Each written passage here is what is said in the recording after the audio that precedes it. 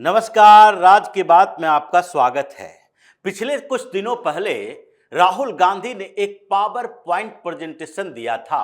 उसमें विपक्ष के सारे नेताओं को बुलाया गया। पहले मीडिया के सामने उन्होंने पीपीपी को पढ़ा और उसके बाद बताया, देखिए देश का लोकतंत्र खतरे में है, क्योंकि चुनाव को प्रभावित करने के लिए चुनाव आयोग और भारतीय जनता पार्टी की सरकार यानी प्रधानमंत्री मोदी के बीच एक सेटिंग हो चुकी है और इसके कारण लोकतंत्र बचने वाला नहीं है। सारे चुनाव भारतीय जनता पार्टी जो जीतती है उसमें हेर फेर किया जाता है और चुनाव आयोग इसमें सहयोग दे रही है। यानी कि एक डाटा के आधार पर राहुल गांधी ने पूरा पावर पॉइंट प्रेजेंटेशन तैयार करवाया और उसके बाद मीडिया के सामने इसे रखा और फिर अपने बंगले पर विपक्षी पार्टियों के नेताओं को बुलाया और उनके सामने भी ये सारी बातें रखी गई।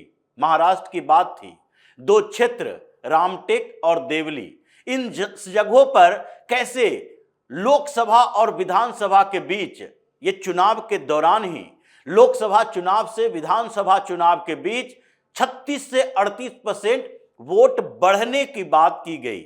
ये सारे आंकड़े इकट्ठे करने का दावा तो कांग्रेस पार्टी करती रही, लेकिन कांग्रेस के पास ऐसी टीम है नहीं जो इतने आंकड़े प्रस्तुत कर सके, आंकड़े इकट्ठे कर सके। अगर इतनी बड़ी टीम होती सर्वे की तो फिर डोर टू डोर कैंपेन करने के लिए भी कांग्रेस की टीम होती और फिर चुनाव में ये स्थिति नहीं होती जो अभी चल रहा है। लेकिन राहुल गांधी ने ये जो डाटा फैक्ट्री बनवाई थी, सरकारी पैसे का दुरुपयोग हो रहा था उन डाटा फैक्ट्री में, अब तो वो सीज हो गया।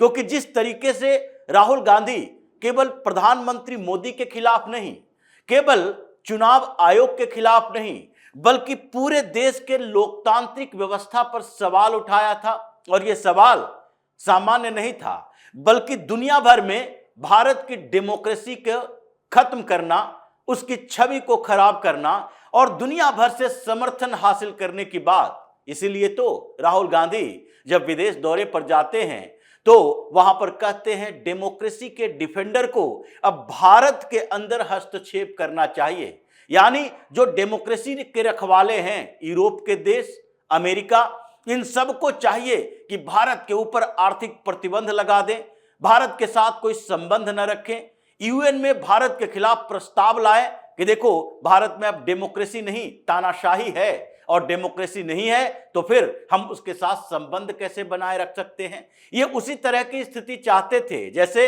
जब प्रधानमंत्री मोदी गुजरात के मुख्यमंत्री हुआ करते थे और केंद्र में कांग्रेस की सरकार थी, अमेरिका के साथ सेटिंग की गई और यह सेटिंग सामान्य नहीं थी। ऐसी सेटिंग की गई कि गुजरात के मुख्यमंत्री को अमेरिका में आने पर बैन लगा दिया गया। लेकिन यह सारा एक्सपोजर अब सामने आया है, ये एक्सपोज हो चुका है कि कहां कहां राहुल गांधी की डाटा फैक्ट्री थी और उसमें से एक के ऊपर एक्शन शुरू हो चुका है। सीएसडीएस ये संस्था ऐसी है जो सोशल डेवलपमेंट के लिए रिसर्च करती है, लेकिन ये नाम है सोशल डेवलपमेंट के लिए रिसर्च करना और इसका मेन काम वामपंथियों के एजेंट के तौर पर, कांग्रेस के एजेंट के तौर पर अपने आप को उसी मोड में रखना, उसके लिए डाटा प्रोवाइड करना ताकि ये वामपंथी, ये कांग्रेसी उसका इस्तेमाल भारत के खिलाफ, सरकार के खिलाफ और भारतीय जनता पार्टी के खिलाफ, इन लोगों के खिलाफ कर सके। और उसी ये राहुल गांधी ने जो आरोप लगाए थे महाराष्ट्र चुनाव में गड़बड़ी की, फर्जीवाड़े की, आंकड़ा दिखाए थे, उसी समय इसी सीएसडीएस के एक प्रोफेसर संजय कुमार ने सोशल मीडिया पर एक पोस्ट लिखा और उसमें कहा गया कि इन दोनों जगह यानी रामटेक और देवली, इन दो जगह पर महाराष्ट्र के अंदर लोकसभा और विधानसभा के चुनाव में ये जो 5-6 महीने के अंदर कैसे अचानक से 36 से 38% वोट बढ़ गया। ये हमारे संस्था के डाटा कहते हैं, ऐसा उन्होंने दावा किया। लेकिन जब उनके खिलाफ 2-2 एफआईआर हो गए और तत्काल सरकार ने यानी महाराष्ट्र की सरकार ने उन्हें नोटिस भेजा तो उन्होंने माफी मांग ली और माफी मांगने के बाद कहा कि हमें गलत डाटा प्रोवाइड किया गया था। जो आंकड़े दिए गए थे उसको सही तरीके से पढ़ा नहीं गया, देखा नहीं गया, और उसके बाद ये आंकड़े हमें दे दिए गए सीएसडीएस की तरफ से।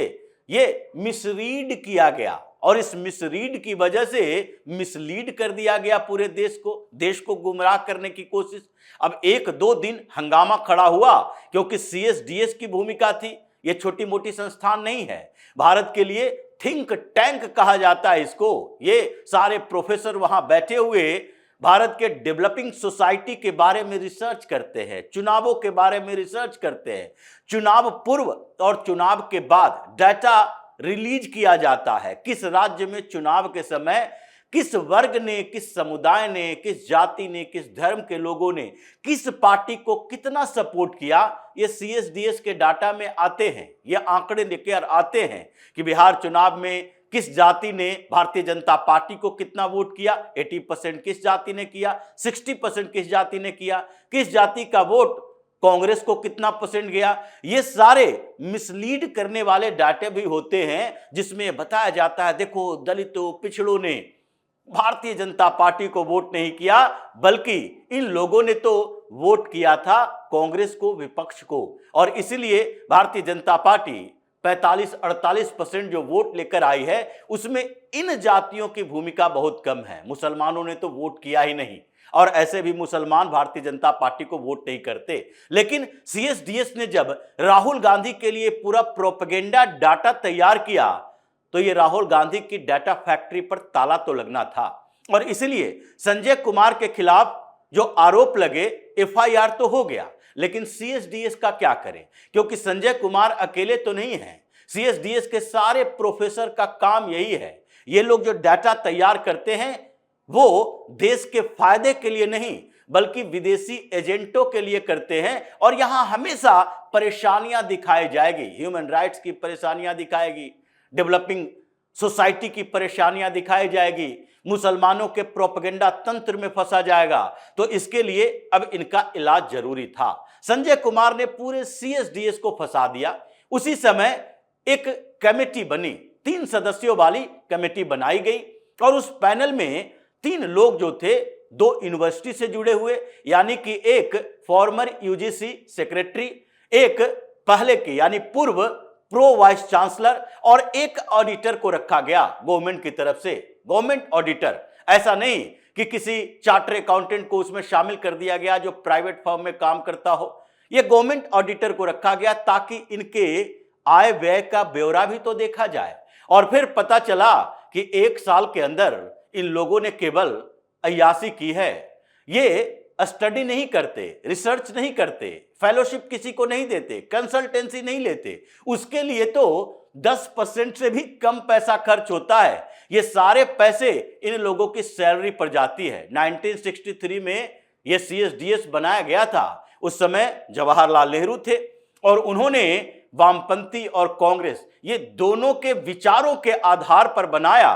तो इन लोगों को भी उसका कर्ज अदा करना है। जवाहरलाल नेहरू को छोड़िए, इंदिरा गांधी को छोड़िए, राजीव गांधी को छोड़िए, ये पीढ़ी दर पीढ़ी यहां पर नियुक्ति और फंडिंग ऐसे ही होती रही, और सारे कांग्रेस के सरकारों के समय ये फलते फूलते रहे। तो अभी कांग्रेस की सरकार 2014 के बाद से नहीं है, लेकिन फिर भी कर्ज तो इन लोगों को अदा करना था राहुल गांधी के लिए, इसलिए राहुल गांधी के लिए ही काम करते रहे। अब इस समिति ने, ये कमेटी जो बनाई गई, इस पैनल ने एक रिपोर्ट सौंपी, और उस रिपोर्ट में कहा गया कि पिछले साल 1 साल के दौरान इनको 7.5 करोड़ की फंडिंग मिली है, 7.5 करोड़ की, और 7.5 करोड़ की फंडिंग में 6.28 करोड़ केवल एक संस्था जो सरकार की संस्था है, ICSSR, Indian council for social study and research, ये सोशल साइंस रिसर्च के लिए जो ये संस्था बनाई गई है, ये फंड देती है अलग अलग सोशल साइंस सोसाइटी के अलग अलग क्षेत्रों में रिसर्च के लिए, ताकि सरकार को फीडबैक मिल सके कि किन वर्गों को किन चीजों की आवश्यकता है और उस क्षेत्र में हम कैसे काम कर सके, उस मिनिस्ट्री के तहत कैसे काम कर सके, महिलाओं के विकास के लिए क्या किया जा सकता है, दलितों पिछड़ों के लिए क्या किया जा सकता है, किसी सवर्ण के किसी सब कास्ट के लिए क्या किया जा सकता है, किन क्षेत्रों में किस वर्ग की क्या स्थिति है, ये सारे रिपोर्ट तैयार करना इनका काम है। लेकिन इनको फंडिंग जो ICSSR से मिल रही थी वो थी 6.28 करोड़, यानी कि पूरे इनके जो फंड थे 7.5 करोड़ का, उसमें से 1 करोड़ छोड़ दीजिए तो सारा सरकार से ही फंड मिल रहा था, कुछ इधर उधर से भी फंड ये लोग लेकर आते हैं। लेकिन इस पूरे फंड का इस्तेमाल कहां हो रहा है? इस्तेमाल ये लोग अपने प्रोफेसर की सैलरी में, स्टाफ की सैलरी में करते हैं। 90% फंड का इस्तेमाल, ये 7.5 करोड़ में से 5.7 करोड़, ये पूरे पैसे का 5.7 करोड़ रुपया खर्च होता है इन लोगों की सैलरी में। और उसके बाद 50 लाख रुपया मात्र पूरे साल के दौरान 50 लाख रुपया फेलोशिप में, कंसल्टेंसी में, रिसर्च में, इन चीजों पर खर्च किया जाता है। अब ये फेलोशिप और रिसर्च कंसल्टेंसी में केवल 50 लाख रुपया, जिसमें सबसे ज्यादा खर्च करने के लिए फंड दिए जाते हैं, उसमें खर्च तो है ही नहीं। और इन प्रोफेसर को वेतन पर, जो कि टीवी पर बैठकर, यहां वहां अखबारों में लेख लिखकर केवल सरकार और संवैधानिक संस्थानों के ऊपर ही सवाल उठाते हैं, उन लोगों की सैलरी सरकारी पैसे से दी जा रही है। और यह सरकारी फंड का इस्तेमाल सरकार विरोधी कामों में, मोदी को सत्ता से हटाना है, इस अभियान में जुटे हुए हैं। इसलिए इस रिपोर्ट के बाद कहा गया अब CSDS को ICSSR से फंडिंग नहीं होगी, यानी सरकार आपको पैसा नहीं देगा, आप अपने तरह से व्यवस्था कीजिए। और अपने तरह से व्यवस्था करना है तो उसमें विदेशी पैसे नहीं आने चाहिए, क्योंकि विदेशी पैसे भारत के सोसाइटी के डेवलपमेंट के लिए किए जाने वाले रिसर्च के लिए कोई क्यों देगा। इसलिए अगर वो देता है तो इसका मतलब है कि वो भारत की व्यवस्थाओं में खलल पैदा करना चाहता है, अराजकतावादी माहौल के लिए, उग्रवाद यानी कि दंगा फसाद पैदा करने की कोशिश करेगा, किसी वर्ग विशेष को NGO के माध्यम से एक्टिव करेगा, फिर सड़कों पर विरोध प्रदर्शन होंगे। तो इसलिए जो तरीके इन लोगों ने अपनाए उसको अब खत्म कर दिया गया। अब इनको हंगामा चल रहा है इनके अंदर, ये लोग सोच रहे हैं कि देखो ये पैसे तो बंद हो गए, सैलरी कहां से आएगी।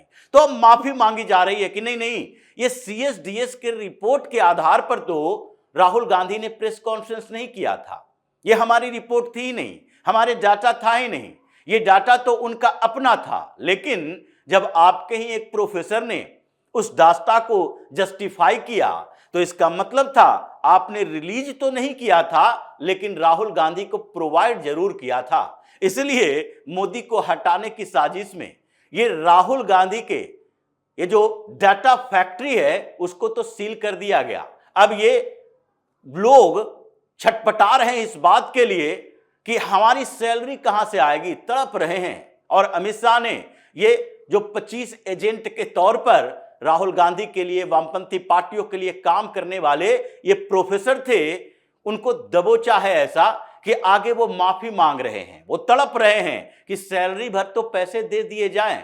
अब सैलरी के लायक पैसे नहीं दिए जाएंगे जब तक पूरे सिस्टम को चेंज नहीं किया जाएगा, क्योंकि अभी सफाई अभियान चल रहा है। अमित शाह ने सफाई अभियान शुरू कर दिया है, चाहे बॉर्डर पर बन रहे उस अवैध कॉलोनियों को, उसको भी साफ किया जा रहा है। 70 किलोमीटर के दायरे में कोई भी ऐसा स्ट्रक्चर नहीं होना चाहिए जो इन घुसपैठियों को रुकने का अड्डा बन जाए। ये सफाई अभियान चल रहा है NGO बाजों के लिए, जो NGO में काम करते हैं, देश के डेवलपमेंट की बात करते हैं और देश विरोधी काम करते रहे हैं, और जो विदेशों से पैसे लाते हैं उसके लिए FCRA अमेंडमेंट बिल लाकर ये सफाई अभियान चल रहा है गद्दार गैंग के खिलाफ, जिसमें से ये CSDS जैसी संस्थानें भी है। इन लोगों के खिलाफ भी चल रहा है कि बहुत समय हो गया ये सिस्टम में बैठे हुए गद्दार गैंग के लोग, जो कि देश के पैसे से अय्याशी करते हैं और देश के खिलाफ ही काम भी करते हैं, चाहे नक्सलवाद को ये ब्रेन बनने की कोशिश हो या फिर अर्बन नक्सलिज्म हो, ये हर जगह पर अराजकता पैदा करने वाले तत्वों को सपोर्ट करते हैं, चाहे मानवाधिकार के नाम पर ही हो। तो ये सफाई अभियान जो सिस्टम के अंदर और सिस्टम के बाहर दोनों जगह चल रहा है, इसके कारण परेशानी तो इन लोगों की है, लेकिन CSDS के इन लोगों को अब परेशानी ऐसी बढ़ गई, सैलरी नहीं मिलेगी, ये इधर उधर जाएंगे और उसके बाद सीएसडीएस के सिस्टम में बदलाव होगा कि अब जो डाटा एनालिसिस होगा, जो सोसाइटी के लिए रिसर्च होगा, वो देश के लिए होगा, देश के विरोध में नहीं होगा। तो इसी तरह की खबरों के साथ फिर से हाजिर होंगे। तब तक के लिए बने रहिए हमारे साथ और देते रहिए हमें सहयोग, ताकि इसी तरह की खबर हम आपके लिए लाते रहें। धन्यवाद।